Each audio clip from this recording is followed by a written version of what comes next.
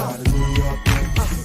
We're gonna break them down. New York. We're gonna shake them down. New York. We are the New York Knicks. We are the New York Knicks. We're gonna break them down. New York. We're gonna shake them down. New York. We are the New York Knicks. We are the New York Knicks. We're gonna break them down. New York. We're gonna shake them down. New York. We are the New York Knicks. We are the New York Knicks. We're gonna break them down. New York. We're gonna shake them down. New York. We are the New York Knicks. We are the New York Knicks.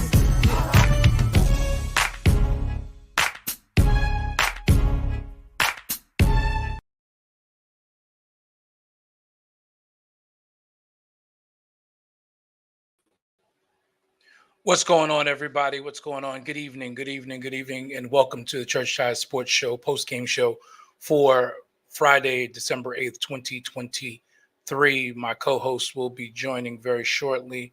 New York Knicks lose tonight to the Boston Celtics for the third time this year, 133-123. Another very bad loss for the Knicks tonight. Do me a favor. I need you to like, share, tag, comment on tonight. Want you to go ahead and share this on your timelines, tag somebody, let them know Church Guy Sports is on the air. Hopefully Bishop L and Pastor Davey will be joining us. I'm waiting for Pastor Jason Hendrickson to come on. Before they do, though, I'm going to do something I don't normally do. I know if you're a regular watcher of this show, I'm usually pretty much the stat guy. I come on and I kind of keep the show flowing and moving and give you the stats, let you know what's going on, explain different things in terms of rules or different things that are happening. But tonight, as a Knicks fan, I think I'm in my Stephen A bag tonight or in my Don LaGreca bag tonight, because I really just absolutely cannot understand for the life of me why. I'm going to just put it this way. I'm sick of Julius Randle. It's been 5 years. The experiment, as far as I'm concerned, is over. Julius Randle is not a fit for New York. He's not a fit for this team. He is just not a winning player. The Knicks win in spite, and I know there are people, y'all going to come for me, and it's fine, and I will concede. Julius Randle is 25-10, and I get it that you don't have those kind of players just walking in out of nowhere. I absolutely get that, but I am sick of seeing Julius Randle in the pinch post with his back to the basket, jumping in the air, making bad passes constantly. The Knicks had 14 turnovers tonight total. Julius Randle had 7 of them. What is the point of giving a team 25-10 when you are going to turn around and give the other team back 7 turnovers and then 18 to 20 points a game on those 7 turnovers? What is it? What is this love affair that the coach has with this player as if he is the best player on the team? He's not. The best player on the team is Jalen Brunson. The second best player on the team is actually R.J. Barrett. What in the world is going on here?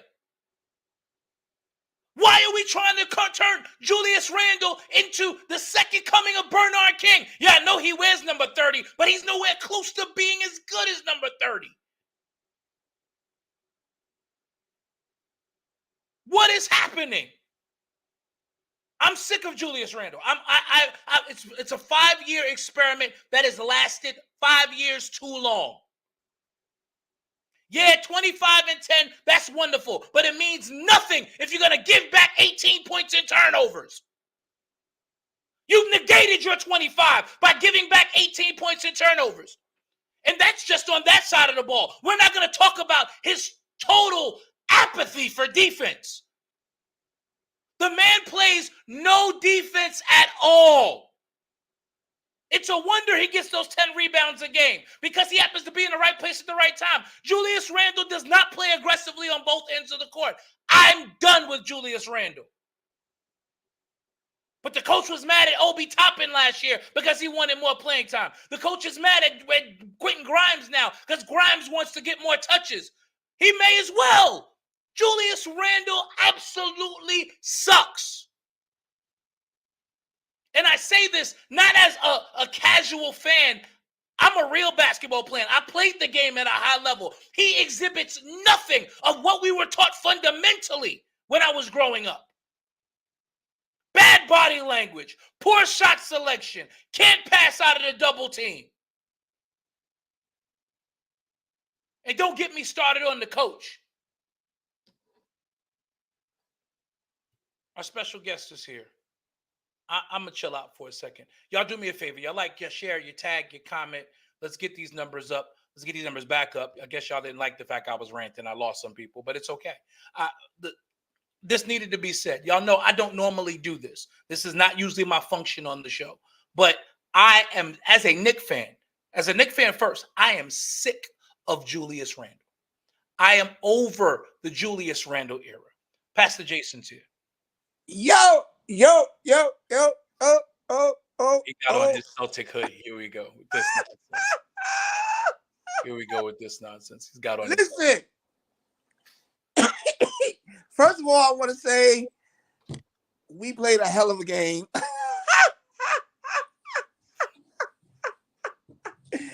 Julius Randle looked horrible tonight. He looked uncoordinated. It was just bad shot decision. And can you explain to me, Overseer Bishop, why did the coach keep Robinson on the bench for so long? Well, Robinson didn't start the second half because apparently he like hurt himself at the end of the first half, which is why he didn't start the second half. But I mean, even with that, Robinson being on the bench wasn't that huge of a deal. I mean, the reality of the situation, don't get me to ranting about the coach at this point. Now, Bishop Doug Woodall, don't lower. This is where I'm at. What we got is a situation, Bishop J. Mack is on with us. What we got is a situation where Robinson was hurt toward the end of the first half. So Hartenstein had to start the second half while they made sure Robinson was good to go for the second half. So they didn't really push on him that much. And not for nothing, the reality of the situation is, you know, the Knicks allowed, of all people, they allowed Derek White to get 30 points tonight. Bro, he looked amazing tonight. Derek White should not score 30 points against anybody. Especially, that's not his role. That's my point. That's not his role. Especially since he cut his hair. I hate the haircut. He looks super old with his haircut, though. I ain't even go front. He looks super old. He showed up big tonight. And can we welcome my man back? Kristaps Porzingis. Once I saw Porzingis was playing tonight, I said, "Oh, you held him out of the in-season tournament so he could play against the Knicks? Is that what that was?" Absolutely. And you know, I was just telling one of my friends, I said, the sad thing is y'all had him and y'all let him go. Well, I mean, we didn't let him go. He wanted to leave. I mean, he wanted to leave because of the front office. He wanted to leave because of the way Phil Jackson was treating Carmelo Anthony. He wanted to leave because of the way the Knicks were handling business. The team didn't like the fact that he had gotten his own. Remember, he had that torn ACL, so he was out rehabbing. The team didn't like the fact that he had brought in his own guy to do his rehab for him, and that there wasn't much communication between them during that time. And they just made this, and he regrets, and he said it himself, he regrets doing it that way, but he felt like they were going to try to trade him anyway because of the way it happened so fast. Because he's like we literally went in the meeting to ask for the trade, yes, but he was like, I was traded 2 hours later. Like, he's like, that tells me y'all was going to try to trade me. You know, and he's not wrong. I'm sorry, fellas. Welcome, Bishop L. Welcome, Bishop J. Mack. Y'all missed my rant. I am done with Julius Randle. I am absolutely finished with Julius Randle. And I've said it, 25-10 is great. People have come on this show. People have put in the comments and said constantly, hey, you can't replace 25-10. It means nothing if you're going to turn the ball over 8 times. It means nothing if you're going to give back 19 points in points off of turnovers. It means nothing if you're not going to play any semblance of defense on the other side of the court.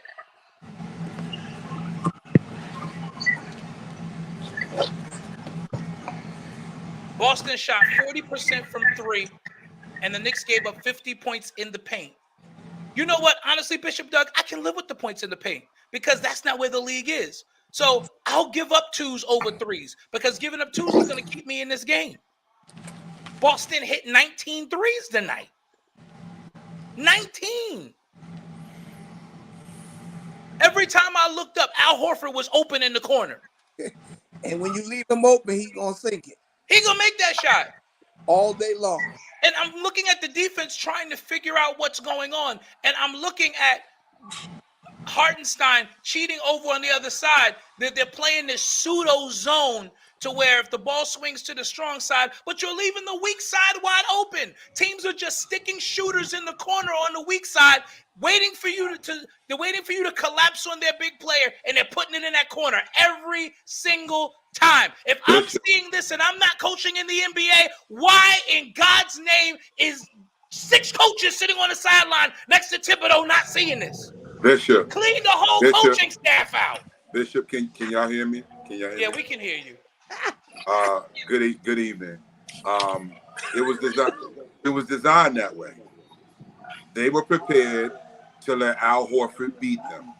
That's why the defense was set up that way. If you notice, in the Thibodeau defense, when the shot clock's winding down, there's always somebody open in one of the corners. That if you look at the person that's left in the corner, it's like the 3rd or 4th option. The Thibodeau defense is designed to play everybody else, and if the 4th option beats you, you live with it. Well, the 4th option was Al Horford, who's a 15-year veteran, who makes that shot like a layup. And you decided beats us most nights. And this is what I'm saying. This is the Tibbs. The Tibbs defense always leave you. If you look, you watch that corner 3, whether it be on the left side or the right side, is always open. When they're running and they're doing that helter skelter, that shot is. That's why you saw Horford open 3 times tonight, 3 straight possessions in the corner. It's Horford, it's Hauser, it's Derek White. There's somebody open every in that time. In that corner. That's the Tibbs defense. There's nobody to get there. Right. There's nobody to get there because you're trying to contemplate whether you're going to double the 1 or the 2. That's it. So Tibbs is basically saying we're prepared to double the 1 or the 2, and we'll give up the 3. We'll give up the 3rd or the 4th option. The 3rd or the 4th option, which was Derek White and Al Horford, blistered the Knicks tonight. But it was by design. That's Tibbs. He doesn't, and remember, we're not talking about a coach who's going to make an adjustment. He's not going to adjust it. Here it goes. Come on. He's not going to adjust it. His thing is, this is my plan. I believe in my plan, and it's going to work. Well, guess what? As usual, I put the stat up in our chat tonight. The Knicks are 10-0 against teams. You can look it up, Bishop D'Lo. Look it up. The Knicks are undefeated against teams under 500. After tonight, they're 2-10 Can I ask a question? against teams over 500. Can I ask a question? Does this man have his name as Porzingis? Yeah, he does. With a Boston hoodie on, sacrilegious. I'm at this King's Theater and I just paid $8 for a little cup of popcorn. No, $15 for a cup of popcorn. This place is expensive, but it's beautiful. That's the new Brooklyn, baby. Yeah. Listen to me, yo. I snuck and watched some of the game a little bit. When I came in, the first thing that I saw was a steal. Henderson, we just go. Hold up, Henderson. I hope you saw that last comment. We just go ignore it, okay? Continue, Butler. I didn't see it. It's a little small. Put it back up, D-Lo, and continue, Butler. Continue, Butler. Oh boy. Yeah. I saw a steal, and I think it was Tatum that caught the dunk, and I just in my mind I'm saying, okay, Boston got our number this year. We 0-3 against these dudes. No Jay McCants. I'm with McCants on this. It's not that No. Boston has our number. No. That's not it at all. This is ideology. This is a coach's ideology. You don't think that they got? We've lost to them 3 times this year. That has very rarely happened. But again, you can point in every game to coaching decisions. Okay. When the Knicks were making this last run, who did he go and pull up? You saw D-Lo, you shaking your head. You already know where I'm going. I already know. The bench was playing well, Butler. He went and got Randall. Oh, he's a Boston fan, Jesse. Can't you see the jersey, the hoodie? He's Boston. No. McCants is a Boston Knicks fan. He's got an Hendrickson. I'm sorry, Hendrickson. Hendrickson is a Boston Knicks fan. It's an infusion. Thank you, Bishop. Yes, I do know the game. Yes. He should have when he went with the bench with the smaller guys. You guys had a good run. When he went back to the starting 5, it was like, This is what we deal with every night with this coach, though, Hendrickson. This is the problem. That's why I say, yes, I agree with what and I know we're gonna address the Kenny Smith, but we haven't been together since Kenny Smith dropped that bomb. We got a lot to talk about tonight. Since Kenny Smith dropped that bomb down in Atlanta in that TNT studio. But it's the coach is every bit to blame here. It's his ideology, man. It's like he has this idea in his mind, and he's not going to pivot. And to be a coach, you got to know when to pivot and when to go to plan B, because plan A is not working. And he should have known once Porzingis showed up, he needed a different plan, because we done beat y'all twice already. You can't use the same plan or the same thing expect. But this is proof of why, as decent as his teams have been in the regular season, why he will never be a championship winning coach. Because in the playoffs, Butler, mute your phone. He just did. None of those games in the playoff series are about adjustments. Yeah, game to game. Playoff series are about adjustments. You are not going to win with your one philosophy. It may take a closing lineup of one group. It's about playing the hot hand. It's about being able to read who's giving you what on your team and going with the best possible lineup and best possible scheme to win that game. He doesn't coach that way. He coaches 82 games the exact same way. He's so predictable. Extremely. And that's what it is, Butler. It's not that the Boston has the Knicks number. It's like we're looking at game film. Oh, like Bishop McCants says, oh, they're running the same defensive scheme at us every time. We're going to stick our shooter in the corner. Because we know he's going to be open. We know it. They know it. And you're telling Horford, you're telling Hauser, you're telling Derek White, be ready. The ball's going to swing to you, and you're going to have a wide open look every single time. Bingo. Okay, so if Boston doesn't have our number, then this coach has lost this team.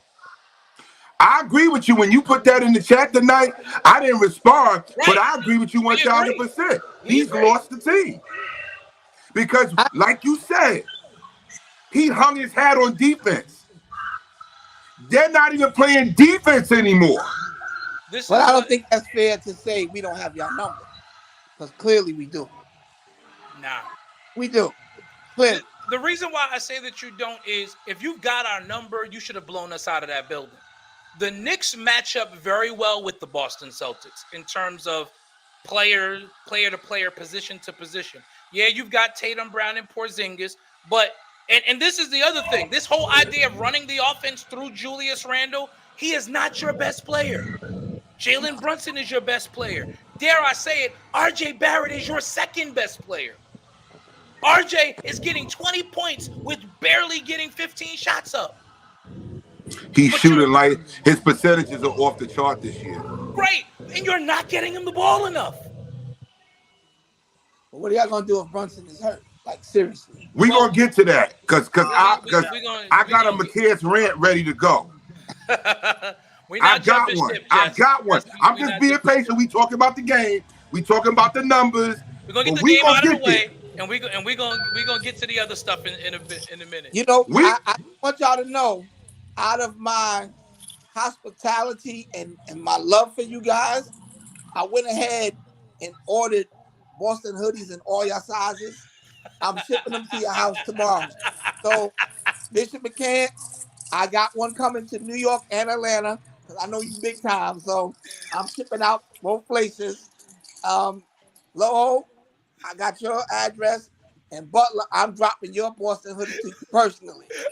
And you know what we're gonna do? We're gonna gather them all up, put them in a pile, and have a bonfire. We gonna burn them together. I have you arrested. You know I'm a senior citizen now, McCann. If you do that to me, that is considered that's elder abuse. We gonna have a bonfire. Oh, who's this talking? Now, Jesse Moore. That's Jesse. Who's Jesse's team? Who he like? The Sixers. The 76ers. Aren't they getting blown out right now? I don't even know. Let me go check. Last time I checked, they were, but I don't know what the score is now. Yeah, I was in my rant, so I wasn't even looking. But the Sixers tonight, let me see. NBA scoreboard tonight. The Philadelphia 76ers. Philadelphia actually came back and beat the Atlanta Hawks 125-114.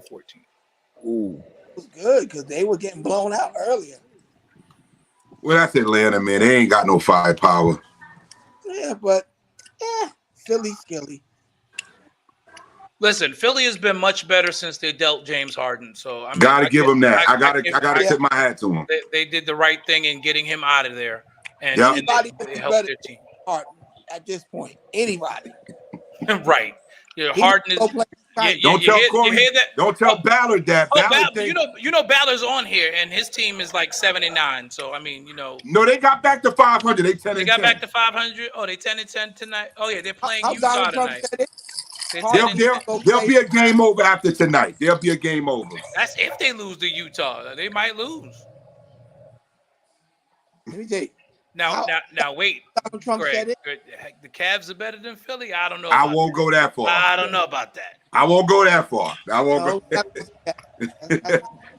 That's because we do know basketball, Jesse. We know this game very well. You know, you was on this show. You know how we give it up.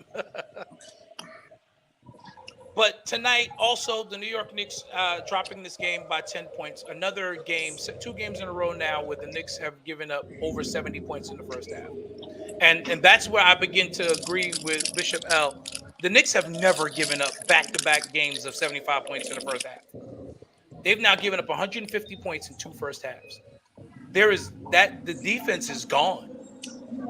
They're not playing for chips. Players are disgruntled. They're not right.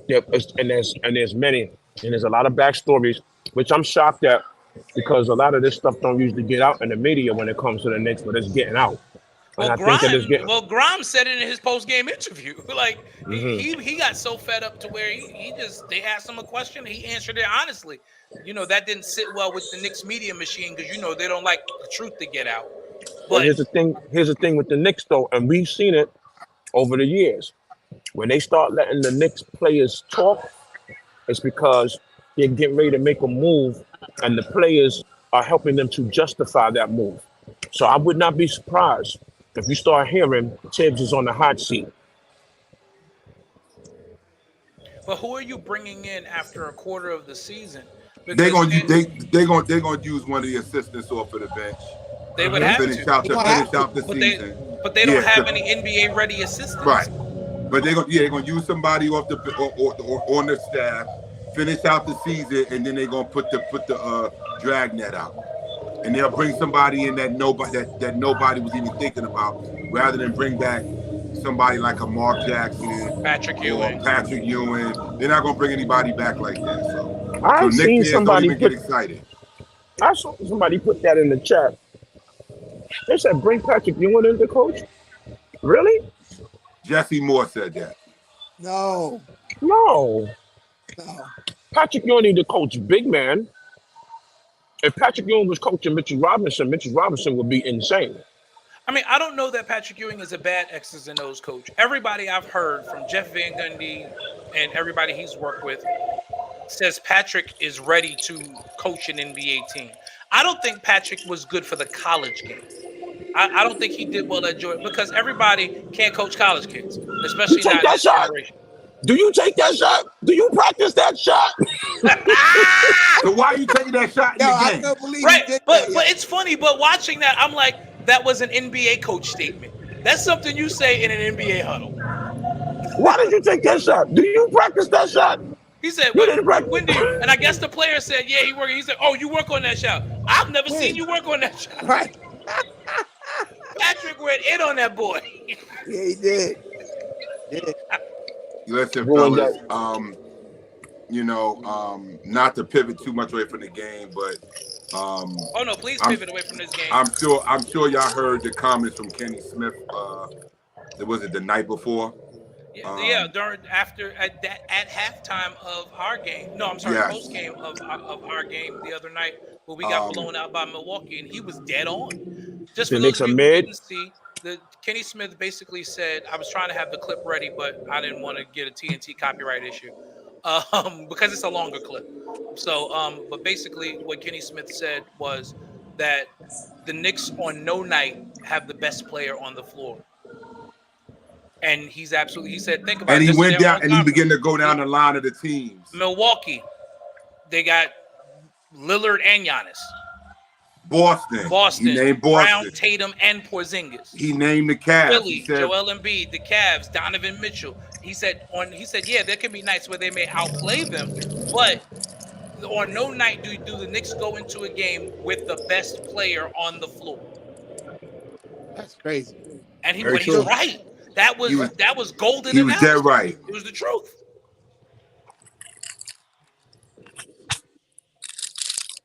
Jesse said, wait, McCann, did you leave Brooklyn and go back to Madison Square? This is a year old already. We still talking about that? Jesse, come on. Pack your worry about packing and moving to Atlanta. Stop bringing up the past. Worry about packing and moving. Worry about moving, bro. Worry about that. McCann was there for like 2 weeks. It doesn't count. It wasn't even 2 weeks, Jay. Thank you. They joined Brooklyn on Tuesday, and Brooklyn broke that team up on Thursday. Right, and me, and it wasn't just me. Me and Butler was over there, and we both came back the same time. So you're a little late. I don't know where you've been, but catch up. Continue. So what do we think? So let's go around the horn here. So Kenny Smith's comments. What do you think? I'm gonna start first because I got to get back in this concert. This is foul. I'm in this concert with my wife, and I'm out here in the lobby. Bruh, you better go back in there with my sister. Listen, we can do without you, bro. You can go ahead and get back in there. But she gave me a few minutes. Here's what I think. Kenny Smith was absolutely dead on. The catastrophe is this. It's going to be that way for a very long time because nobody wants to come here. Nobody wants to come here. And when you do get a star player, you're getting a star player and you're getting a antiquated star player, which means you're getting somebody who was great at a time, not this time. Somebody that's probably coming back with an injury and all that. Not going to work. Or a rental. Or a rental. Exactly. Yeah. We'll be getting a rental. They're not going to, if they do come, they're not going to be here for the long term. And that's why the Knicks are reluctant to do it, not to jump now. That's why they're reluctant, because if you're giving up draft picks for a rental, you're going to get killed here in New York if that guy don't resign. They're going to kill you. You're not going to survive that in New York. The only way you don't get killed is if that rental comes in and wins you a championship. That's it. That's the That's the only only way. way. A And that ain't Kawhi Leonard happening neither. situation. A Right, and Kawhi he's in ain't- Leonard Toronto. situation. Exactly. And that's not happening neither. No. No weapon formed against me. Let me tell y'all something about this concert, and then we can keep going around the horn. What's his name? Bashawn Mitchell. He's good. Todd Danley. He's good. James Fortune. He's good. But that's Fred Hammond and Hezekiah Walker. Those are legends. That's not that's the Mount Rushmore of contemporary gospel music. That's Just forget it. I'm going back in here, y'all. I love y'all. Love you Love you too, too. man. Enjoy, bro. Jason, what do you think of Kenny Smith's comments? Which Jason you talking to?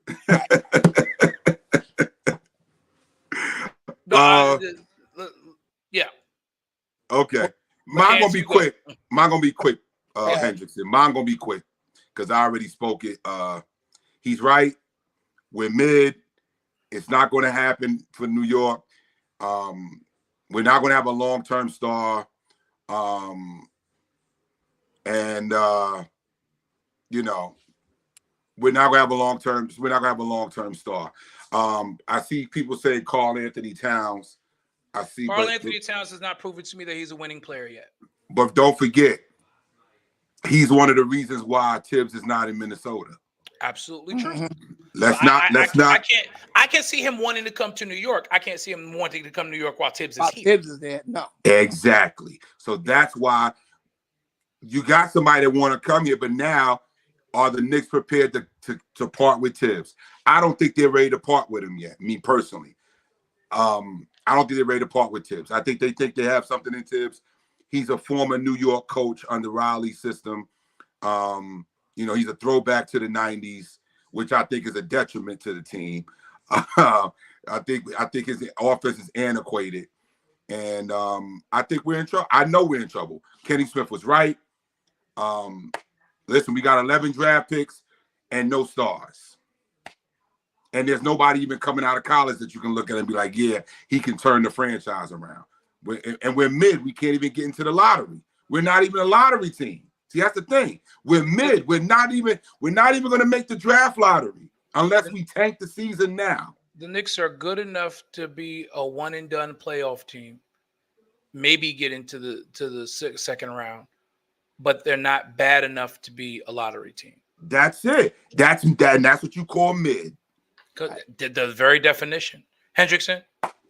I agree with Kenny Smith. I think that you guys have to you got to get rid of Tibbs, man. That's the only way that I think, even like, because I know Zion wants to come to New York. We're not taking Daniel House. No, thank you. Go on. I think the only way to build a star-driven team is to have a coach that you can have confidence in, and that's not what this guy demonstrates, man. His decision-making is so crazy and unstable, especially under pressure. And then when you have someone like Randall who operates under that same mindset, those two together is just a car wreck. You know what I mean? It's like, I'm looking at it tonight like, yo, Randall looked so discombobulated out there. He was just looking so sloppy. For him to be the star, I'm like, dude. You're yanking young players for missing shots, but you're leaving Julius Randle in the game when he's actually costing you points. Yeah. Listen, you're not going to make every shot. So I don't get mad if Grimes misses an open three here and there. It's good. That's the game. Everybody does. That's the game. I want him taking that shot. That's how he gains his confidence. But like Grimes said himself, if I miss, I'm getting pulled. But how long we been saying that on this show? We've been doing this 2 years now. 2 years. We've been saying that he's playing nervous. On the offensive side. The defensive side of the ball, he's decent. I'm okay with that. It's the offensive side of the ball. If he shoots the ball, he's immediately looking over his shoulder, and he said that. So how can anybody play like that? He played very aggressively tonight. How can you expect him to play like that? I got a bit of a hot take though on that whole idea, because it's not for me, it's not just Tibbs, but it's also Randall. Because if you look at, because they asked Jalen Brunson about it. He is the unquestioned team leader as far as I'm concerned. Absolutely. Without saying any names, Jalen Brunson says we have to be better as teammates with instilling confidence in our teammates and making sure that they're feeling involved in the offense and getting them what they need to remain confident. How often has Julius Randle pouted or shot someone a crazy look when they didn't get him the ball where he wanted it or they missed the shot? Every game. Exactly. And he misses more shots than anybody. That was Jalen Brunson. That was Jalen Brunson taking a shot at Julius Randle. Exactly. Like, yo, get yourself together. Right. You are hurting this kid's confidence. And because the coach is crawling out of your backside, if you shoot coach a look, coach is going to pull him because coach is trying to be your best friend. Right. And look at how Grimes played tonight coming off the bench. He was fantastic tonight. He was aggressive. He was free flowing. But again, that bench, you can tell that bench, I said it before, that bench unit plays for each other. They play with each other. They're confident. And he They didn't have to pick worry each other about, up. he didn't have to worry about, like you said, he had to worry about Julius Randle. He wasn't playing with him. He was on the second unit. And he played totally free, totally confident. You saw the difference in him tonight. He was actually putting the ball on the deck, trying to get to the rim. He was driving the ball. He wasn't parked out on the three like we've been talking about. Right. He drove several times tonight. Even on the break. Coming out of Houston.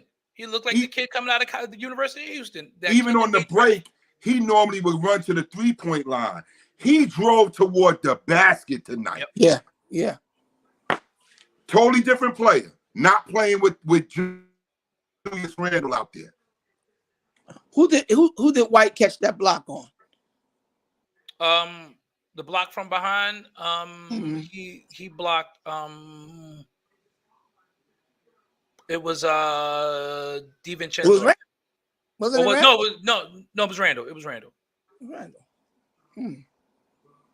Interesting. Randle, Jesse, Randle plays absolutely no defense at all. Yeah. He plays like he's allergic to defending. He's never in a defensive ready position.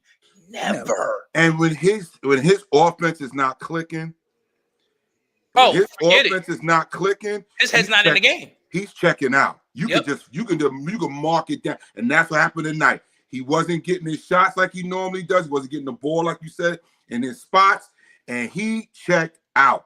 Brunson kept playing the whole time, trying to, he would come back. They would score. He would come back and try to drive, get the score, get the foul. This dude Randle checked out once he saw he wasn't getting. He kept complaining to the refs all night. This dude was checked out of the whole game. Yeah. The Knicks had an opportunity to make a run. Jaylen Brown got himself tossed, and that was bull crap, though. No, it was legit. He got the first tee, and I saw when the ref told him that was enough, and he still kept talking. And I'm sitting here going, he's about to get thrown out of this game. I knew it. I'm like, Jaylen Brown's about to get thrown out of this game, and that was the moment there for the Knicks to make a run because the Celtics. The one thing I will say about the Celtics under Joe Mazzola versus Ime Udoka, under Ime Udoka, they were a lot more composed. Joe Mazzola is a young coach. He'll develop that cadre to be able to tell his players, "Hey, shut up," and they'll listen. They just haven't gotten there yet. Boston is winning a lot right now because they're a really skilled team. They're still running a lot of Udoka's offense and defense, and Mazzola is kind of a game manager right now, and it's working for them because again, when you got Tatum, Brown, and Porzingis along with a Drew Holiday. In your starting five. Drew Holiday is very important. Drew Holiday is that coach on the floor, and he's going to keep that offense flowing. I've always liked Drew Holiday. I always thought he was an underrated point guard in terms of his decision-making, being a true floor general. I liked him when he was way back when he was in Philly, man. Yeah. When he was a young cat. I'm with when you. He was a young cat in Philly, hey, man. I always thought he was a great player. I said he was going to be good way back then. When he was him and Thaddeus Young and those boys. Remember that? Yes. That was in his young days. But you could see it back then. Drew Holiday was going to be really solid. And yes, Anthony West, no handle Randall is back. Dr. Harden, yep, Knicks lose again by 10 tonight to the Boston Celtics. The other bad thing, and I said it on our last show about this being the worst possible thing that could have happened to the Knicks in terms of the in-season tournament. Not only did, and I forgot to talk about this that night, not only did the way the in-season tournament flowed and ended up with extra game against Milwaukee and an extra game against Boston hurt them, but both of those games were on the road, which means the Knicks will only have 40 home games this year. And 5 of their next 6 are on the road. On the road. They're And going then, back home for Toronto, and then it's out on the road for 5. Going and out west. West Coast trip. Yep. And this 5-game trip is going to be a make or break seat for the season. This is it. But remember, this is always the time of the year that the Knicks go on those. Every year, Tibbs' team's going to have a 10, a 5, 6, 7 game losing streak. Y'all know this. Yeah. You do know this. We had one last year. The year before that, when we didn't make the playoffs, God knows how many losing streaks we had that year.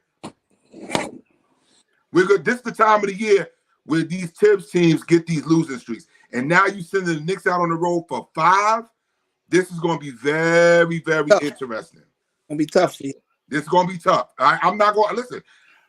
We don't sugarcoat on this show for the Knicks. We listen. We are not Knicks shills. We are honest. We are honest. We give honest assessments. The Knicks can win by 20, but if they played poorly, we're gonna kill them. Listen, we've killed Randall in wins on this show. And I was prepared to rant regardless, because I was talking to Jason offline, Jason Hendrickson offline while we were watching the game. And the Knicks were making that little mini run, and I said, even if they come back and win this game, I said to myself, I'm still going on this rant. it was good. I don't care if he would have had 40 in the fourth quarter. I am done with Julius Randle. Prophet, it wasn't even missed shots. The Knicks shot well tonight. They just didn't play any defense.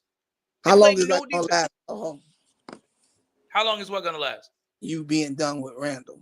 I'm done with him. I've actually been done with. Now Randle. He's actually been done with him. I've been done with Randle. He's been done with him. You know, in our group chat, they've seen me voice. I've been sick of Randle. Well, I was the first one done with Tibbs. Yeah, you were the first one done with Tibbs. Years ago. And I was done with Randle too, but I was really done with Tibbs because this guy's track record, he's never been past the second round of the playoffs. Wow. Never. You can check it. He's never taken the team. And let's not forget, he's had a prime Derrick Rose MVP and couldn't get him to the Eastern Conference Finals. He had an up and coming Karl Anthony Towns with Jimmy Butler. Right, in Minnesota. And couldn't get out of the second round. So let me ask y'all this. What do y'all honestly think is going to take to turn y'all team around? A new coach? Dolan selling the team. Well, that too. Ultimately, Dolan just getting his money and getting out. And then the Knicks really kind of revamping everything. Jesse said prayer. Listen, we've been doing that. That ain't work either. That ain't working either. The Lord is not a respecter of basketball teams. So let me tell you, not of the Knicks anyway. He sure ain't got the Knicks on his mind. Make a t-shirt. I'm sick of Randle. Yeah, and I'm gonna go to the Garden with it on February 3rd. And you have everybody ask you, did you get that from the concession stand? Like, nope.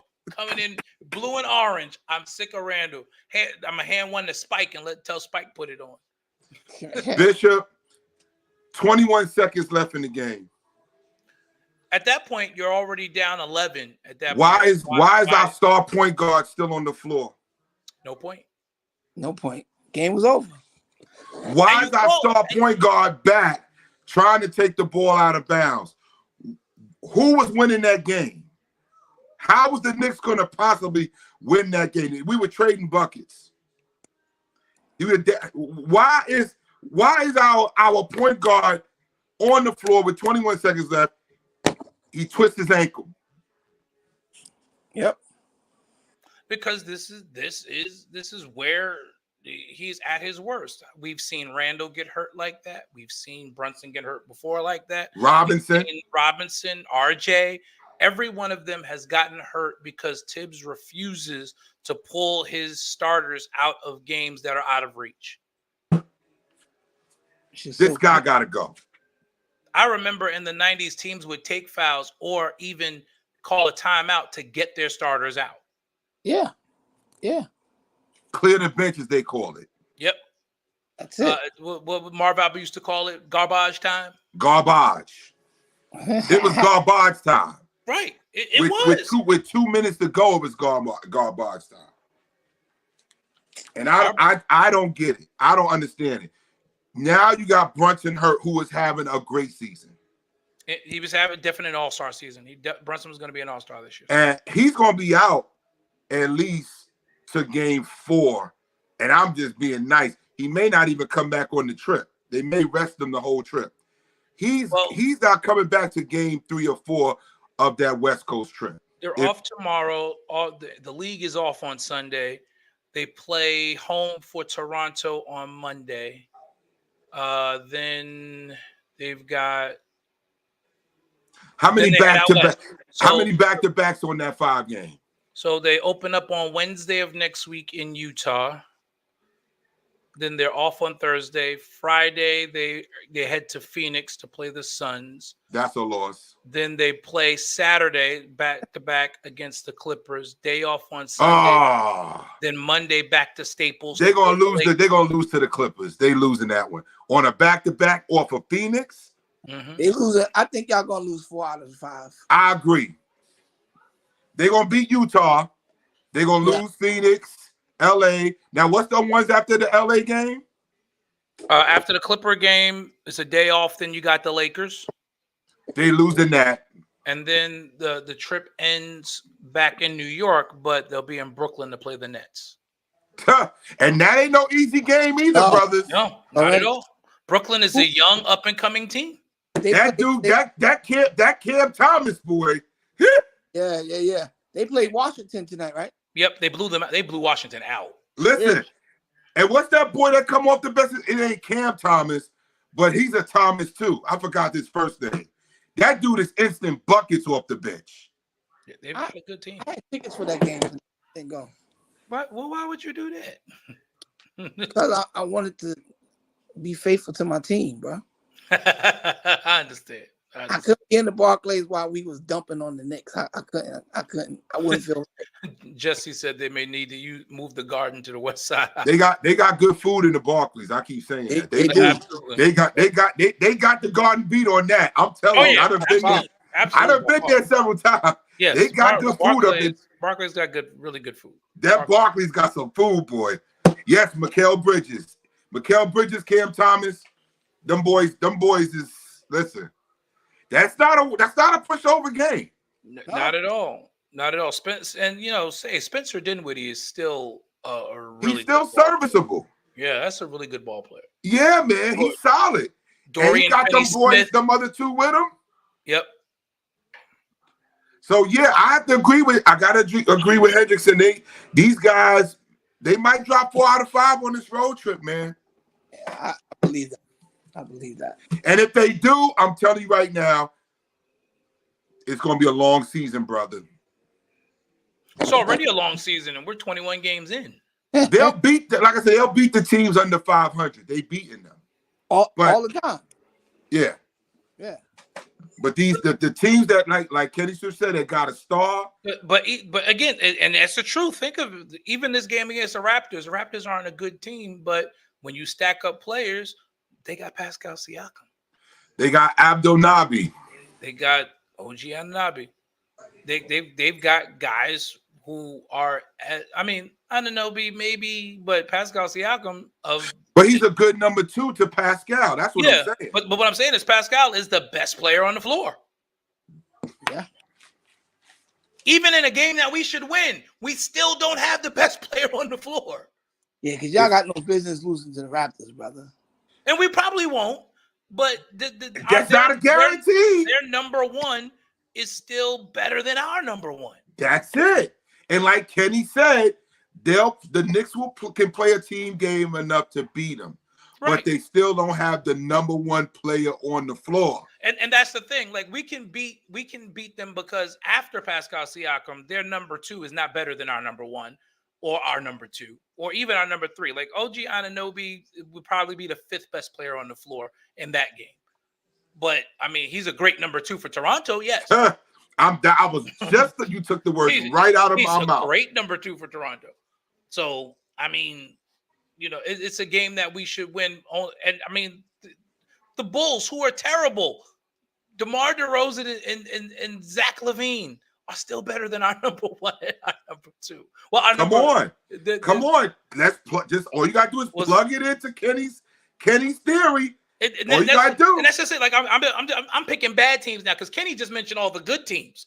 Like even with the bad teams. Atlanta, the Hawks. Trae Young. Trae Young's best player on the floor. Period. He's a head case too, but he's the best player on the floor. Yo, he reminds me. And quiet as it's kept, DeJounte Murray might be the second. I was gonna say, don't count out Murray.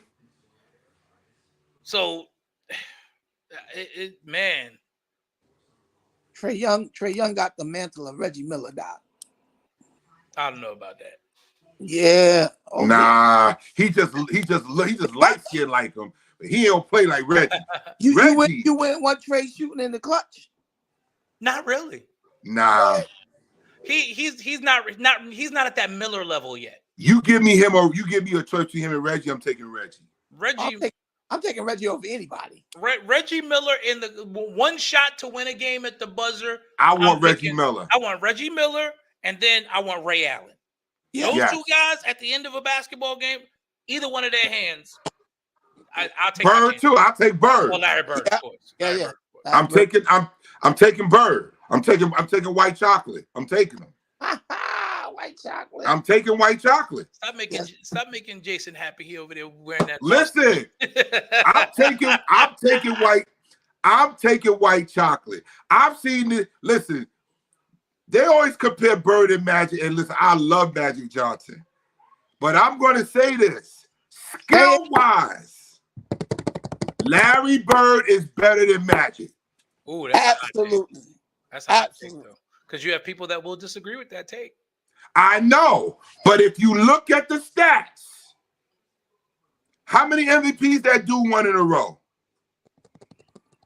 Listen, Larry Bird. He didn't just win one. He didn't just. I think didn't he win 3 in a row? I think it was like three or four. Yeah. He won 3 league MVPs in a row. He did. 3. That's an interesting choice there, Anthony. Chauncey Billups. Yeah, they called him Mr. Big Shot. Mr. Big Shot, but he still wasn't on the level of the 3 we mentioned. Nah. Those other guys can play off the ball, but Miller is so good off the ball, man. All he needs is a little daylight. He is the king of the curl play. He would come off that pick, catch the ball on the wing, and the ball was out of your hands before you got over the screen. Right. It was out of his hands before you got. You coming like this, the ball is already on its way to the basket. Exactly. That's one of him and Ray Allen have 2 of the quickest releases I've ever seen. Yeah. The NBA ever. Yeah. And Bird, that dude fadeaway shot, man, you can't block it. You can't block it. Can't block the fade. You can't block that fadeaway on that baseline fadeaway he used to take.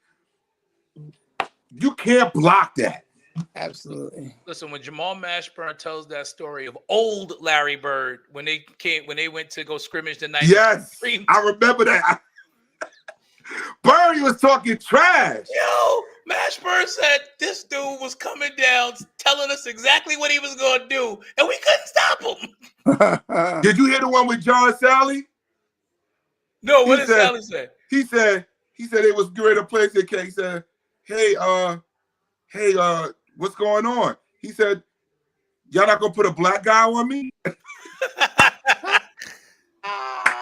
He said, what? He said, y'all gonna insult me like that? Y'all not gonna put a black guy on me? Yo. Man, they said Bird, what everybody talk about trash talk, they said nobody trash talk like Bird.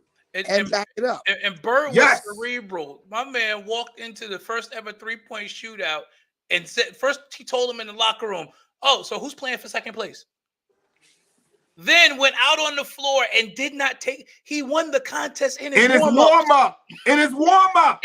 He didn't take off his warm-ups. In his warm-up. Oh, how about the game? That's he right. shot. How about the game he shot left-handed? The whole game. Yeah. The dude shot with his left hand. Who does that? Larry Bird was cold. He was cold. Period. That's why I say, listen, I love Magic. I do. I don't disagree. I consider him the greatest point guard ever. I do. Agree. I agree with that. Everybody talk about Curry? No. Curry's not even he's a shooting guard. Curry is a short shooting guard. Right. He's a short shooting guard. Right. He's a shooting guard who's playing point. Magic is a true point. Yes. But Bird, skill-wise, I'm sorry. It ain't. Listen, that dude was having triple doubles too. That's right, and he couldn't jump, but that white boy could shoot. And listen, everybody slept on him jumping too. He dunked on a few people now. Yeah, he caught a few of them. Okay, he caught a few bodies. He got little ups. Yeah. Well, I mean, he got a few bodies. He needs to get up a little bit. He's 6'9". But he caught a few bodies though. He didn't when he wanted to dunk it, he could. Yeah. Well, your nickname is Larry Legend. I mean, Larry Legend.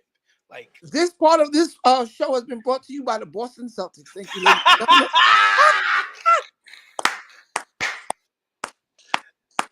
Him and Bernard King used to go at it. They used to go at it.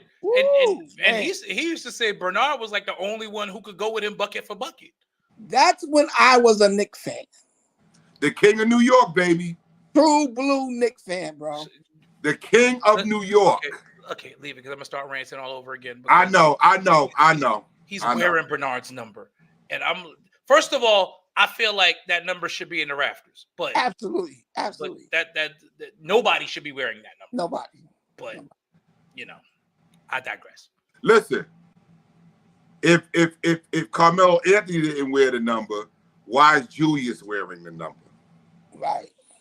If anybody, that's all I'm gonna say. It would have been Melo. Exactly. If anybody could have wore that number, it would have been Melo. That's all I'm gonna say. Melo couldn't get his 15, obviously, because it's already in the rafters. Right. Earl of Pearl. Yep.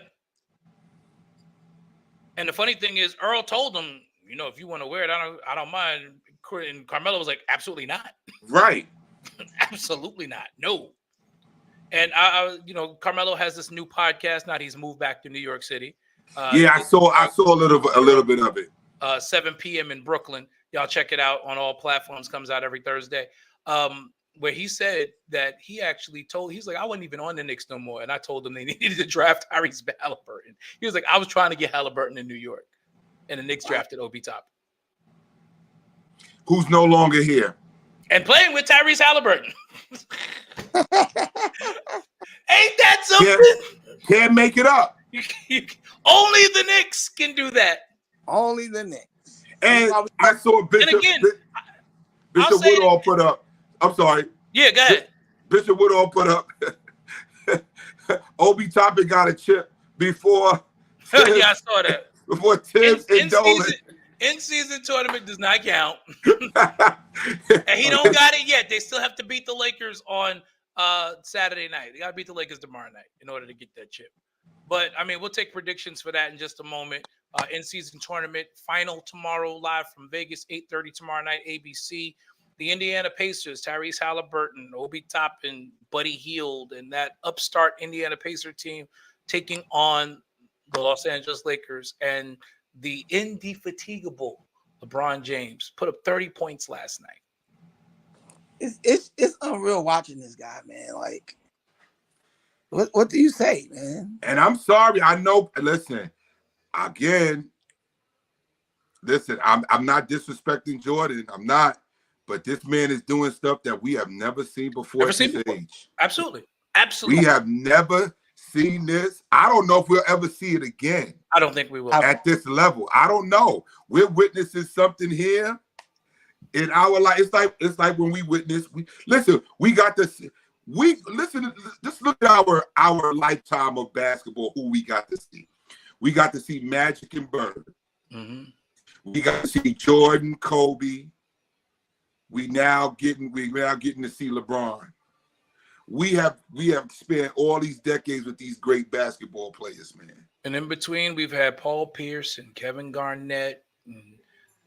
We've had Elijah Wan, who doesn't get the credit. Hakeem Olajuwon, Shaquille O'Neal.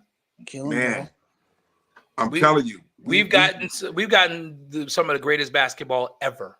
Dennis and Rodman. now we're getting the Euro players. We're getting you got Jokic and Luka Doncic. Luka, yeah, and players like that. And don't forget in the night we had Paige and Stojakovic. Don't forget, we had Paige and we had rest in peace, Drazen Petrovic, Draz from New Jersey Nets. God.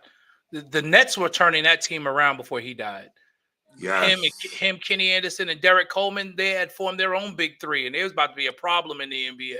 Yeah, before Petro died. Kenny was a problem. Kenny Anderson was New York point guard all the way. Yep. That was the first trio of lefties. Playground. Chris Morris coming off the bench.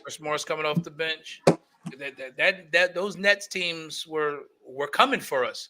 I mean, the Knicks still had the city, but those Nets, New Jersey Nets is kind of off course. But I was thinking about what Walter Berry never made it to the league, D? Walter Berry, no. From St. John's, playing with Mark. Walter Berry, I believe, was not drafted, but I believe he got a cup of coffee in the league. But no, he was never nothing serious. Never anything serious in the league. I was just thinking about that whole era with. Those were the years where the Northeast was just really the king of basketball. That's when New York as a whole was the Mecca. St. John's versus Syracuse, and the Big East Conference was the best conference in college football. Basketball. Yeah, man. Come on, you're talking about '85, where the Big East sent 3 teams to the Final Four. Yeah, that one conference sent 3 teams to the Final Four, and they call themselves separating them and putting them in different divisions, and 3 of them made it to the Final Four. I remember that year. They call themselves. They're gonna send everybody. We're gonna send you here, send you there, send you there. No way y'all gonna make it. And bang. What did they do? They made it. I just be having those random thoughts sometimes. Like, what happens to this guy? Yeah. Listen, I don't even want to talk about how the Knicks did Mark Jackson. I'm not going to get back into that again because I'm telling you, I was this close to just leaving the Knicks again for good because I don't like the way they did my man. I don't like it. Walter Berry played 3 years in the NBA. Yeah, it was a cup of coffee. Yeah, he was selected by the Portland Trailblazers in the '86 draft, but he only played 7 games for the Blazers, and was then traded to the San Antonio Spurs for Kevin Duckworth, ironically. Wow, the Duckster. Yep. And then he spent 3 seasons from '86 to '89 between the Trailblazers, Spurs, Nets, and the Houston Rockets. So he did come back east for a cup of coffee. Yep. He played briefly with the Nets. But again, that St. John's team, you had Mark Jackson, Walter Berry, Chris Mullin. Bruh, what? Chris Mullin was a problem in college, man. Absolutely. Chris Mullin was something, boy. Yeah. Listen. This is. He said he cried when the Hoyas lost to Villanova in '85.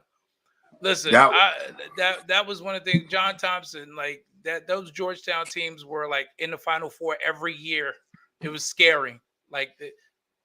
I'm mad Patrick Ewing only got 1 national championship. He went to the finals 3 years in a row.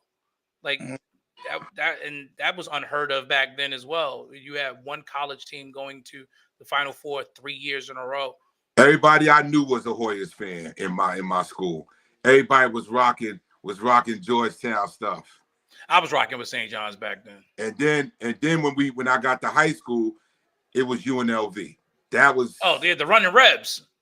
It was when I got to high school, it was UNLV. It was Larry Johnson, Stacey Augman, and them boys. George Ackles, Anderson Hunt, Greg Anthony. Yes, sir. UNLV running Rebels. They had a Larry squad. Johnson was I was a Larry Johnson dude. That was the first time I rooted for a player and not the team. I love Larry Johnson, dude. That was my guy.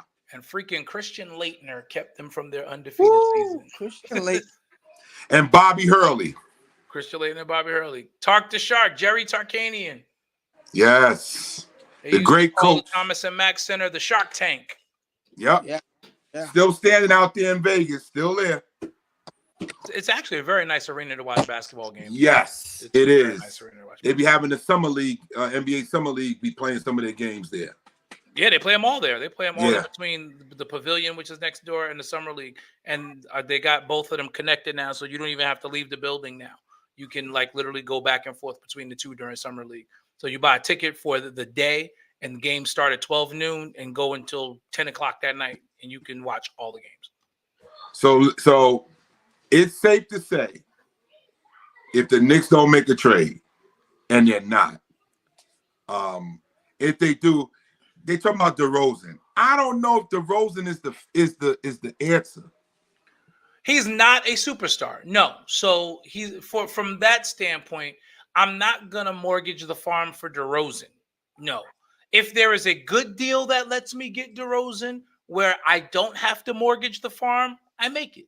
Like if you tell me that you're gonna let me give you Grimes and Fournier. With 2 of those 11 picks for DeRozan, I make that deal because I'm not mortgaging the farm. I'm trying to get rid of Fournier anyway. I hate to part with Grimes, but so essentially the deal becomes Grimes and the 2 picks because Fournier is a throw-in. Grimes and the 2 picks for DeRozan, that's a good deal. It hurts me to get rid of Grimes, but yes, I would do it. Yeah, that's a deal I do. You would? Yeah, I would. I would too. I would. At this point, we have no choice. Hendrickson, we have no choice. Especially if you're trying to make some sort of splash. What else are we? Who else are we gonna get? And it gives you someone beside Jalen Brunson that you can go to in the clutch late in the game. Who else the Knicks can who else can they get at this point? I don't know, man. That's what I'm telling you. So you got to make that move. If they say 2 draft picks, Fournier and Grimes, I make that deal. I make that deal. We're gonna suffer on the defensive end of the floor. You know, we still got Josh Hart, so you know now you slide Josh Hart off the bench. You got DiVincenzo in the starting lineup anyway. Right. So I mean, you're not losing anything because you'll just be sliding Devo back to the bench. Yeah, and I think this would be a good thing. You finally move RJ back to his natural 2-guard position. Yeah, that could work. That's why, and you play what, a 3-guard offense, right? Yep. I mean, you're playing that now, but yeah. You know, RJ at 6'8" is actually a natural 2. So putting him back at his natural position, DeRozan at the 3, it gives you some more length around Brunson, which is really, really good in terms of being able to switch more defensively. Since you don't have a true backup 4, you know, you can play RJ a little bit more at the 4 when Randall's out of the game. So you could even play DeRozan a little bit at the 4 and with smaller lineups. So, you know, against smaller teams. So it's something that could work because as good a defender as Grimes is, watching him try to guard Jason Tatum tonight was not fun because Tatum's just going to shoot over him. Grimes is 6'5". So, yeah, he can keep Tatum in front of him, but Tatum is so good that he's going to rise and just use that 4 inches and shoot over him. And he's shooting so good from the top of the key from 3. Man, listen, that's money there for Jason Tatum. That's money. That top of the key 3 is, and tonight he didn't even like. One of the announcers said he didn't even break a sweat. One of the announcers said it tonight. There are no superstars available. He was sidestepping on the 3, like he was in sidestep, and I was like, "Oh man, this is." He's feeling. Listen, Porzingis came out gunning tonight. When he hit those first 2 threes, I said, "Oh, this is gonna be a long night." I knew it then, because if Porzingis comes out shooting like that, you can forget it. But they don't have anybody to play defense on him because Robinson ain't coming out there. So he's just shooting over the top of whoever's out there, and that's what he did. He shoot right over the top. They kept putting, and again, that's the brilliance of the offense and not making adjustments. They kept putting him in pick and pops at the beginning of the game. So you had Robinson switching off onto Tatum, and Randall's not going to contest Porzingis. No. He's not going to contest Porzingis. So they just got Porzingis open first 3 shots of the game. And he was hitting the hardest 3 you can hit, which is right that little the elbow 3. Yeah, that's the hardest 3 on the court to hit, and he was hitting that. And when I saw that, I was like, oh well. You knew it was gonna be a long night. No, at that point, you knew it was gonna be a long night. I said he's back. I'm sure you did. Sure you did. Well, I don't know how unhappy Embiid is anymore, Anthony, because Embiid is winning, and their team is playing so much better playing together without the cancer that is James Harden. He's a cancer. Listen, let's just call it what it is. He's a cancer. Well, what happened to him, man? Like nothing happened to him. James Harden's never been a winning player. He's a head case. Yeah, he's never been a winning player.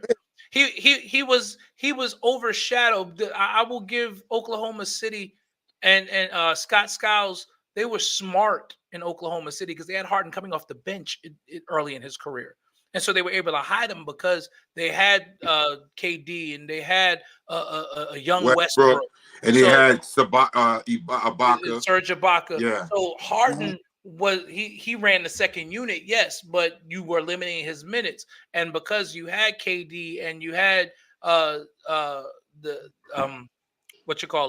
they were able to kind of overshadow that. You didn't really see how much of a me player he was till he got to Houston, and once he got his bag and went to Houston, you saw, oh, this guy's never going to win. You couldn't win with Chris Paul and Carmelo Anthony. No. That tells me you might be the problem. I wasn't no Mike. It wasn't no Mike, that's for sure. You came to Brooklyn and you did nothing. Went to Philly and did nothing. It was mad because Joel Embiid was the number 1 option in Philly. How are you mad? That's his team. That they've got they did all that tanking for him. Yeah. That's his team. So you gonna come over there and you're upset because they're not handing you the reins? No, that's Joel Embiid's team. And he out in LA now. Out there with the paper clips. and it works and for him out there because Paul George and Kawhi Leonard are not vocal guys. They're not gonna tell him, hey, sit in this corner and shut up. Embiid would do that.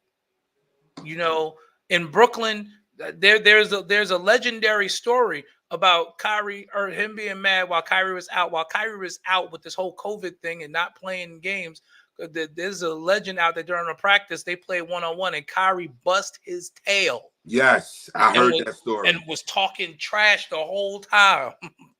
Yeah, I heard. Well, listen, did anybody expect any different? He can't play defense. Right. And you're going to try to guard the most skilled basketball handler of the basketball we've seen in decades.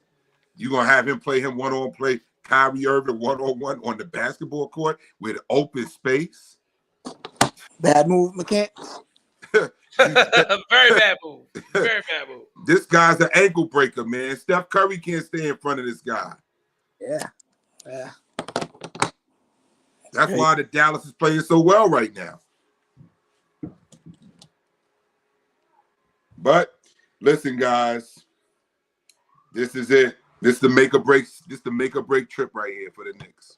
It will be. So Knicks off for the next couple of days. Back on Monday at home in New York against the Toronto Raptors. I'm sure they went home right after the game tonight.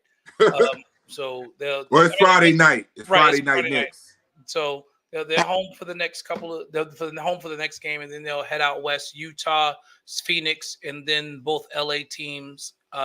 The Phoenix and Clipper game are back to back. So tough trip coming up for the New York Knicks going forward. We will be back with you on Monday night. Jesse Moore is supposed to join us on Monday night so we can talk some Cowboys because the Cowboys and Eagles are playing Sunday. So that's going to be fun. And he promised us that he would come on win or lose. Ah, I don't know if the Cowboys might actually have a shot, because I don't know if the Eagles have recovered from the shellacking that they took from the San Francisco 49ers this past Sunday. But the 49ers hung 42 up on both of them. Yeah. They hung 42 on both of them. They hung 42 on the Eagles, and they hung 42 on the Cowboys. Sure did. They hung 42 on both of them. So should be a good game. It will be a good game. So join us Monday night following Knicks Raptors from the Garden, December 11th. We're looking forward to it. Now, West Coast trip. There will probably not be any post games during the West Coast trip, because it's late. Those are going to be very late games. We'll see if we can do maybe a pre-game show before one of those games on the West Coast. But we'll let you guys know. In order to keep up with us, of course, please subscribe to the YouTube channel, Church Guy Sports Show. Also like and follow the Facebook page as well. Or you can DM one of us. We'll get you the information. Thanks again, as always, to Elle, who's at the concert, the Gospel Winterfest at King's Theater. Thanks to Bishop Jason McCants, as always. Thanks to Overseer Jason Hendrickson. The Overseer, over. Before we go, though. Yes, I was hoping you was getting to this.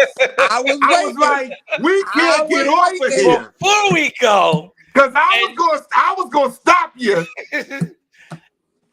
He's at the concert tonight as well over at the King's Theater.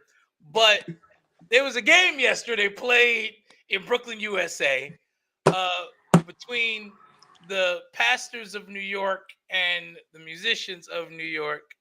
And Pastor David Wright, who was one of our hosts here, promised us on our previous broadcast that he was going to hang a 30 spot on the musicians. And 10 boards. With 10 rebounds. Pastor Jason was there. Tell us how it went, Jay. Well, it was like watching my great-grandfather. What? David Wright is so bad. I mean, this guy, it was just like watching, they was calling him slow motion. That's how slow he was moving. Then he said the musicians had weed in their system. That's why they was playing so strong. That's David not going to help them play better? No, weed would actually slow them down. Right. Exactly. If they got the good stuff, if they smoke, if they got the good okie doke, Yeah, if they smoking gumbo, don't have. But I heard. So you heard. Yes. But David allegedly, right? Allegedly, that's what they tell me happened. David Wright did not put up 30 points. David Wright only scored 2 points. 1, 2. Count them. And then he goes about, that's two more than we scored and we didn't play. Yeah, but he's about when he was warming up, he was hitting shots everywhere. I was there when he was warming up. I did not see David Wright hit no. He was hitting shots from everywhere. I said, when? When did that happen, David Wright? Can I ask a question? I just got one question because I haven't seen, nobody has put up the final score. Do you know what the final score was of that game? No, the Pacers lost by 5. So it was competitive. It was competitive. Yeah. Yeah, they said it was competitive. You know who was the shocker? Lamar. I heard. Bishop Lamar Whitehead played well. Yes, Lamar Whitehead. He gets busy. Okay, all right. Yeah. So we keep him on the team for next year. Yeah. Oh no, they got no. Well, in the spring they done move it now. They talking about Brooklyn versus Long Island. Yeah, we gonna destroy them. Wait, what passes are on Long Island that can play? They said they got Donnie McKirkland playing center. I'm gonna reserve my comments until later.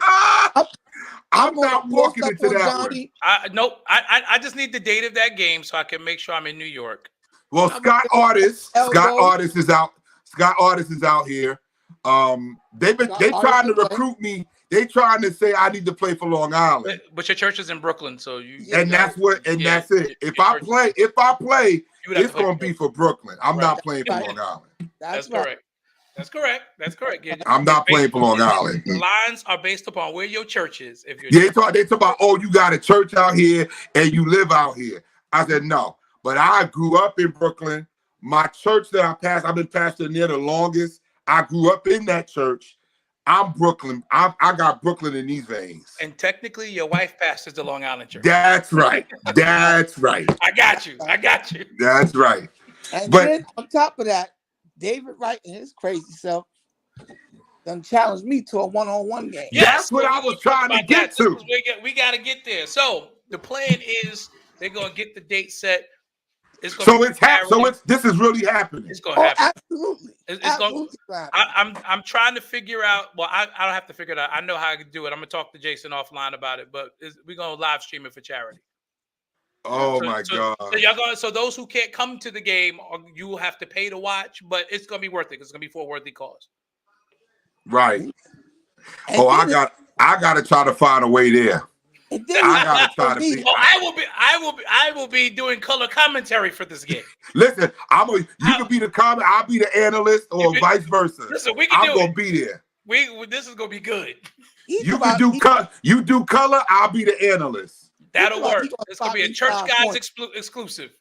He going to spot me 5 points. I said, Davey, don't do that, man. Don't do that, bro. Davey just be talking. Listen. Sam, they're playing for real. It ain't going to be a 2K. They're getting on the court. You going to beat them. You're going to need them. You're going to need them 5 points, bro. You're going to need them. Yeah, because we got to decide, like, what number y'all playing to. Are y'all playing make it, take it, or... we got to. There's a lot of stuff we got to work. Yeah, because this is gonna be funny. I can't wait for this. I am looking forward to this. I'm telling y'all, pre-game and post-game, it's gonna be an event. I'm gonna shoot Davey's eyes out. I'm telling y'all right now. And Jason, of course, you have to design jerseys for both of y'all. You already know. So it's gonna be fun. He's gonna have.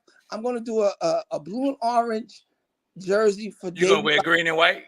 I'm gonna do green and white. His number's gonna be 33, and on the back it's gonna say loser. So y'all look out for it. The charity basketball game, sponsored by Church Guys Sports and All Things Apparel. This is gonna be so funny. Right? And overseer Jason Hendrickson 1-on-1. Wait till you see the promos we doing. This is going to be a lot of fun. I'm looking forward to it. I'm excited. I'm excited for this. Good. This is going to be good.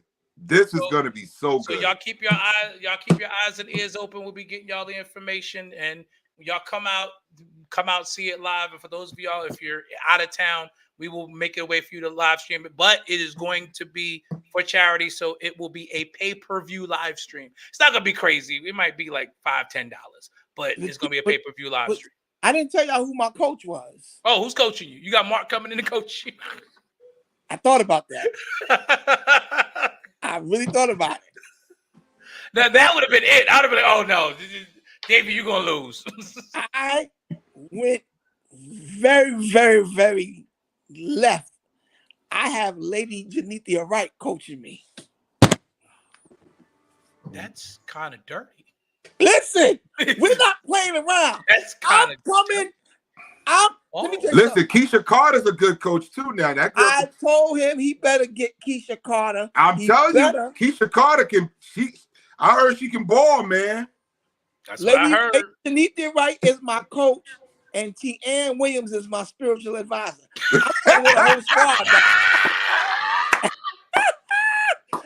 I'm coming with a nurse. I may even have my band show up. I don't know. Listen, Davey Wright gonna have Valerie Boyd as his spiritual advisor. Listen, she better sing that song, "Get Me Out, Jesus." Get me out, Jesus. Get me out today. You've been peeping and creeping. That's what she said, Jason. Let me tell you something. It's gonna be. We gonna call this the brawl for it all. I'll tell y'all. So y'all heard it here first, church guys exclusive. This is gonna be so good, y'all. Overseer Jason Hendrickson, Pastor David Wright for charity and for the bragging rights of Brooklyn. 1-on-1 for basketball supremacy. It's gonna be the brawl for it all. Y'all when we announce it, get your tickets, come out, hang out with us. It's gonna be great. We're gonna do some stuff. We do some giveaways, some different things. We're gonna make it worth your while. It's gonna be an event, but let's come out and support it. Obviously, will be announcing what the charity causes are that the money will be going to. But this is gonna be a good thing. Hey, listen, we like to have fun. We're not stuck up, stuffy pastors. We like to have fun. Absolutely. And basketball is one of the ways that we enjoy it. We love nothing like pastoral trash talk. So that's gonna be fun. That's right. It's going to be a lot of fun. So y'all look out for that. We'll be advertising it, of course, here. I'm going to be playing the promos on the show. So y'all folks is laying down wages, okay? Folks is laying down wages on y'all. Yeah. Let me get on the Bet360 app. Listen. Get the odds going in Vegas. Listen. They betting the spread, the over, the under. They are, listen. Ooh, this is going to be an event. This is going to be an event. Do you hear me? Prophetic utterance. Don't go wrong betting on right. That's all I got to say. That's all I got to say. Don't go wrong betting on right. Oh my gosh. Don't go wrong betting on right. I got to put this up for Davey. This is gonna be enjoyable. Pastor, the overseer to put the word out. Somebody put up DraftKings. Listen, Bet360 Sports, DraftKings, FanDuel. Caesar Sportsbook. Y'all better come get some of this because I'm telling you, the wagers on this. They coming in. Y'all gonna make some money. So y'all better get a piece of this. Y'all better get in on it.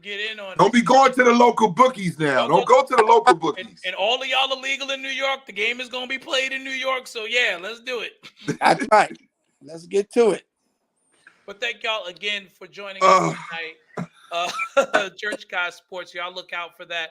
Don't forget, Bishop L has his video shoot with Pastor J tomorrow evening, 6 p.m. Red Steps, Times Square. So those of you who want to be in the music video for All Right, join them out there tomorrow at 6 p.m. We got some other great things. Bishop J, what you got going on? Nothing, man. I just came up. I just went out Sunday morning to Bethlehem Baptist, preached over there for Lady Lorraine Camp's birthday celebration. Basically just getting ready to get to the end of the year now. I'm honing. I do have my vision conference coming up in January. We'll make sure we get that information out for you guys as well. Yep. Yeah, I got Bishop Whitaker opening us up on Friday. Okay. Overseer Dawn Mixon, Pastor Cynthia McCann, Bishop Stephen White will be doing workshops on Saturday, and closing us out at 12:30 will be none other than Prophet Brian Mosley.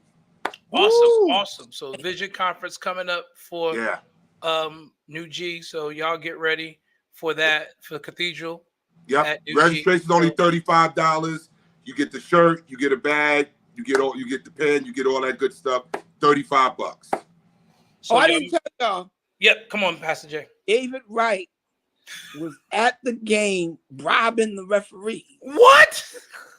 Let me tell y'all this. This is an exclusive. David Wright was. I heard this earlier today. Wait. He was giving the referees money, and then he really went far low. He started giving away free "Who's on the Lord's Side" T-shirts.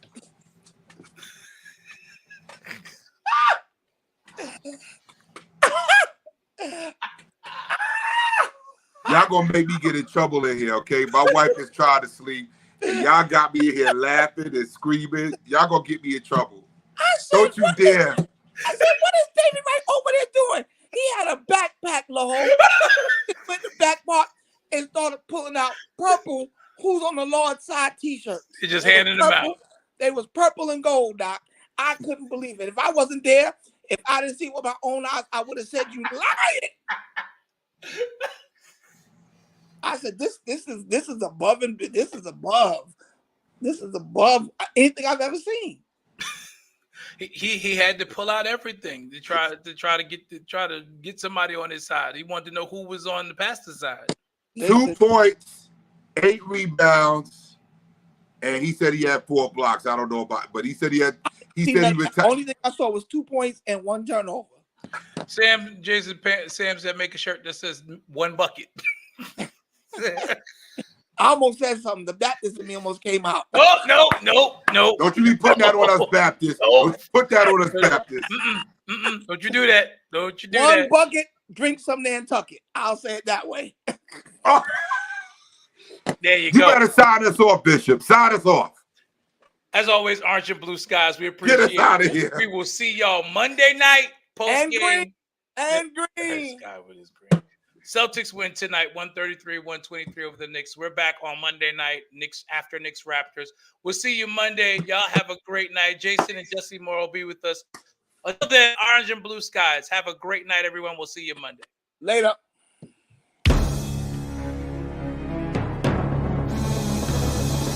Break 'em down. New York. Yeah, we gon' shake 'em down. New York. Yeah, we got a New York Knicks. We got a New York Knicks. We gon' break 'em down. New York. Yeah, we gon' shake 'em down. New York. We got a New York Knicks. We got a New York Knicks. We gon' break 'em down. New York. Yeah, we gon' shake 'em down. New York. Yeah, we got a New York Knicks. We got a New York Knicks. We gon' break 'em down. New York. We gon' shake 'em down. New York. We got a New York Knicks. We got a New York Knicks. We gon' break 'em down. New York. We gon' shake 'em down. New York. We got a New York Knicks. We got a New York Knicks. We gon' break 'em down. New York. We gon' shake 'em down. New York. We got a New York Knicks. We got a New York Knicks.